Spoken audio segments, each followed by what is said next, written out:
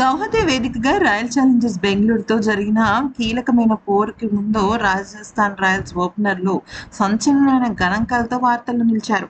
అయితే ఇక కేవలం 248 బంతుల్లోనే 500 పరుగుల భాగస్వామ్యాన్ని పూర్తి చేసి ఐపీఎల్ చరిత్రలోనే అత్యంత వేగంగా ఈ మైలురాయిని అందుకున్న భారతీయ జోడీగా గుర్తింపు పొందారు వైభవ్ అలాగే యశస్వి జైస్వాల్. అయితే కేవలం 11 ఓవర్ల మ్యాచ్లో 15 ఏళ్ల వైభవ్ 14 బంతుల్లో 39 పరుగులు చేయగా యశస్వి 32 బంతుల్లో 77 పరుగులతో విరుచుకుపడ్డాడు కదా. అయితే గతంలో ఢిల్లీ ఫ్రాంచైజీ తరఫున వీరేంద్ర సెహ్వాగ్, గౌతమ్ గంభీర్ 309 బంతుల్లో 500 పరుగుల భాగస్వామ్యాన్ని నమోదు చేశారు.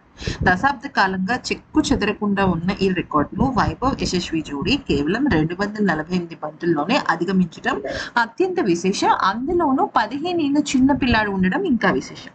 అయితే ఓవరాల్ గా చూస్తే సన్ రైజర్స్ హైదరాబాద్ ఓపెనర్ లో ట్రావిస్ హెడ్, అభిషేక్ శర్మ జోడీ అత్యంత వేగవంతమైన 500 పరుగుల రికార్డును కొనసాగిస్తున్నారు. ఇంకా వాళ్ళు టాప్ పొజిషన్ లోనే ఉన్నారు. కానీ అక్కడ ట్రావిస్ హెడ్ ఫారెన్ ప్లేయర్ కదా. ఇక్కడ మన భారత ప్లేయర్లు అంటే భారతీయులే సాధించిన గొప్ప విషయం అయితే ఇదే. ఈ సీజన్ లో రాజస్థాన్ ఆడిన 3 మ్యాచ్ల్లో కూడా అంటే యాక్చువల్లీ 4 ఆడింది, కానీ 3 మ్యాచ్లు ఆడంగానే ఈ రికార్డ్ అయితే సృష్టించింది అనమాట. ఈ సీజన్ లో రాజస్థాన్ 3 మ్యాచ్ల్లోనే ఓపెనింగ్ జోడీ అర్ధ సెంచరీ భాగస్వామ్యం నమోదు చేయడం విశేషం. 15 ఏళ్ల అద్భుతమైన ప్రతిభావంతుడు వైభవ్ సూర్యవంశీ ఇప్పటి వరకు 10 ఐపీఎల్ మ్యాచ్ల్లో 218.72 స్ట్రైక్ రేట్ తో 374 పరుగులు సాధించాడు.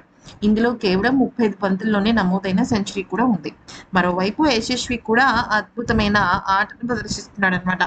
అయితే ఇక్కడ ఒక ముఖ్యమైన విషయం చెప్పాలి ఏంటి అంటే వైభవ్ సూర్యవంశీ తన ఫాస్టెస్ట్ 50ని పూర్తి చేశాడనమాట. ఎలా అంటే నిన్న మ్యాచ్ జరిగింది కదా గౌహటి వేదికగా.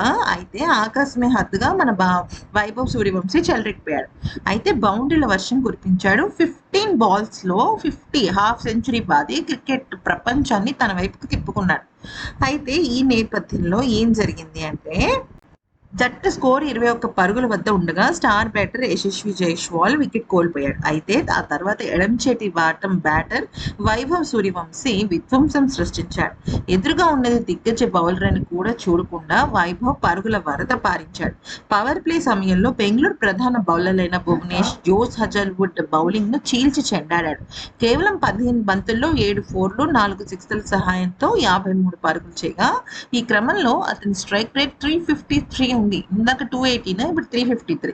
కేవలం 15 years ఆఫ్ ఏజ్ లో 353 స్ట్రైక్ రైట్ కొట్టాడంటే అసలు అది మామూలు విషయం కాదు. స్టేడియంలో బద్దలైపోతున్నాయి అనమాట. అయితే వైభవ్ ఇన్నింగ్స్ సాగించిన తీరు అద్భుతంగా ఉన్న నేపథ్యంలో మొదటి ఓవర్లోనే భువనేశ్వర్ కుమార్ బౌలింగ్ లో 2 4లు బాది తన అద్భుతాన్ని సృష్టించాడు కదా. అయితే 3 ఓవర్లలో అభినందన్ సింగ్ బౌలింగ్ లో 2 4లు 1 6 బాదగా, తర్వాత 4వ ఓవర్లో హెజల్వుడ్ బౌలింగ్ లో 3 4లు వరుసగా బాదాడు, 1 సిక్సర్ కూడా కొట్టాడు. 5వ ఓవర్ తిరిగి వచ్చేసరికి మళ్ళీ భువనేశ్వర్ బౌలింగ్ లో 2 సిక్సర్లు 2 4లు బాది స్టేడియం ని హోరెత్తిచ్చాడు.